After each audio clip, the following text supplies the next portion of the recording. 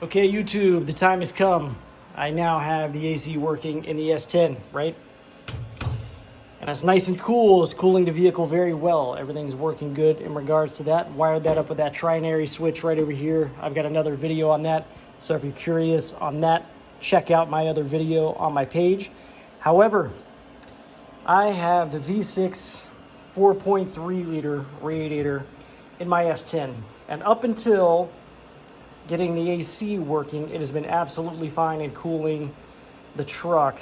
I've been seeing temperatures with the Camaro SS water pump, I would say less than 200 degrees on most occasions.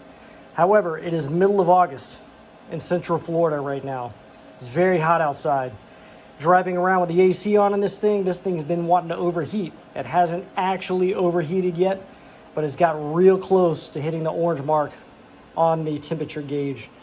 So it's getting well above, I'd say about 240, 250 degrees. That is way too hot. I am not comfortable with that temperature at all. So I am going to change out this radiator. It seemed to be okay before we got this hot weather. I don't drive the truck a lot, but when I get stuck in traffic, I'm definitely biting my fingernails going, okay, is this thing gonna overheat or what? And I've had to flick off the AC to let it cool down and stuff. So this thing is not working with AC. So what I did was I went to summitracing.com. I saw pretty much two options that might be viable for an aluminum radiator for the S10. And I found this V8 swap radiator on summitracing.com. It was $349. I'll make sure I put the part number in the video so you guys know what I'm working with here.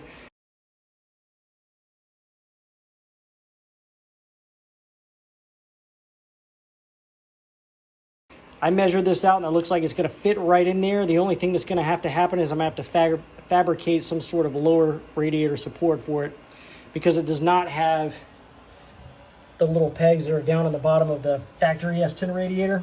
Let me just tip this up so you can see what I'm talking about. So you can see the bottom of it is just flat. Those little pins aren't there. So I was thinking what I would do is actually just make something that would work there, and then I would just use my upper radiator support that I fabricated here, this bent aluminum piece here. So I'm going to go ahead and pull everything apart.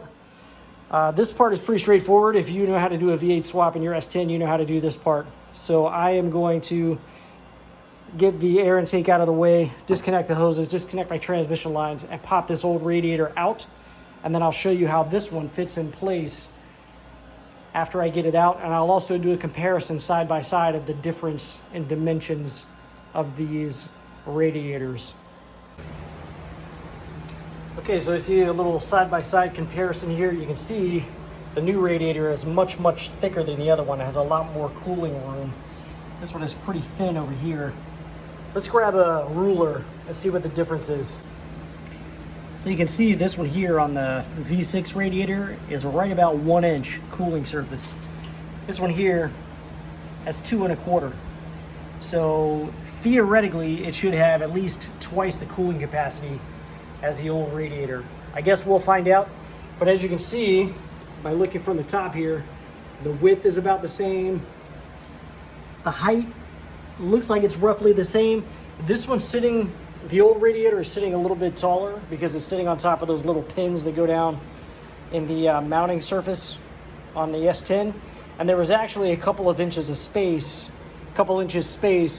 between the radiator and the condenser. So this thing might tuck in there very nicely, given the fact that it doesn't sit in those pins.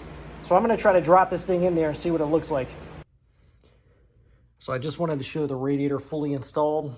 I had to drill a couple of extra holes in my mounting bracket here. I'm going to have to try to find a way to make that look a little bit better. You see, it is pretty tight between the engine and the radiator. There's really not a lot of room. Looks like maybe about 3 inches or so. The way I did the lines, I'm not too happy about. You see, this is actually getting pretty close to my AC compressor. I just used brass fittings on the radiator because the quick connect fittings I had wouldn't thread into here, and I could not find any with this thread. This is 1/2 by 20. So I think what I may end up doing is getting some steel braided hose and anodized fittings. Some -6 hose with the fittings for that would actually fit right in here.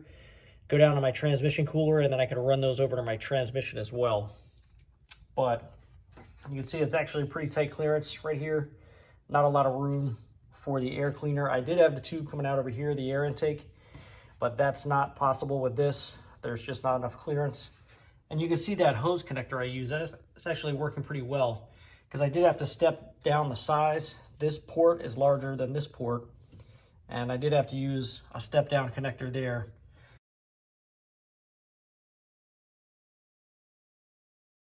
But it looks to be working out well. I did run the truck the other day for a few minutes. I haven't really driven it around yet, but this was the final install. Also, for the lower radiator bracket, just wanted to show you what I did there. Basically, I just welded a piece of angle iron down there to hold that piece to keep it from moving at the bottom. So that's my lower radiator bracket. And the radiator is actually sitting on a couple of rubber pads down there that are down on the bottom. You can't see it from this angle, but down underneath here, there's a couple of rubber pads for the condenser, and I guess the old radiator used to sit there. So it's sitting on that rubber, so it's in there nice and secure. It's not going to vibrate or anything. And that's how this radiator fits in this truck. So it is a little bit tight, I'm not going to lie. I wish I had a little more clearance, especially for the air intake, but it is going to work, and I hope it keeps the truck nice and cool. It's been raining a lot. I haven't been able to get the truck out and go take it for a shakedown run yet, but it's in there.